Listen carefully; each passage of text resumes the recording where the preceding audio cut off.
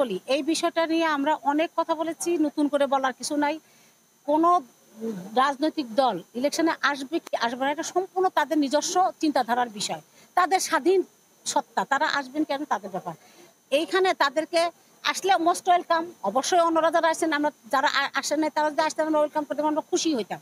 তারা আসেন না জন্য যে আমরা তাদেরকে এনে বসানোর আসেন আসেন আসেন এইটা ডেকে নিয়ে এসে নেগোশিয়েট করার মতো সুযোগ আইন ক্ষমতায় দেয় না, কিছুই দেয় না। আচ্ছা এইটা হলো নাই, না থাকার কারণে এটা নিয়ে আমাদের আর কথা বলার কোনো সুযোগ নাই। আর এখন তো দলীয় মানে যখন যদি ইলেকশন শেষ, এখন এই প্রশ্নগুলো নিয়ে আমার মনে হয়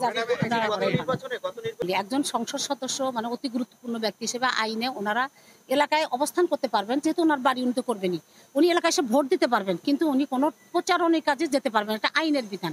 যদি উনি কারোর পক্ষে প্রচারণা করেন আর এটা যদি মানে আমাদের নলেজে কোনোভাবে আসে, আমরা যদি তথ্য প্রমাণ সহ পাই, নিশ্চয়ই নির্বাচন কমিশন আইনগত ব্যবস্থাটা নিয়ে থাকে, নেবে, এটা নিয়ে কোনো কথা নেই। আর ওনারা মানে প্রচারণায় সরকারিভাবে ওনারা এটা করতে পারেন না, যারা ইয়েছেন এটা ওনারা জানেন, আইনগতভাবে ওনারা নিশ্চয়ই এদিকে সচেতন থাকবে বলে আমি বিশ্বাস করি।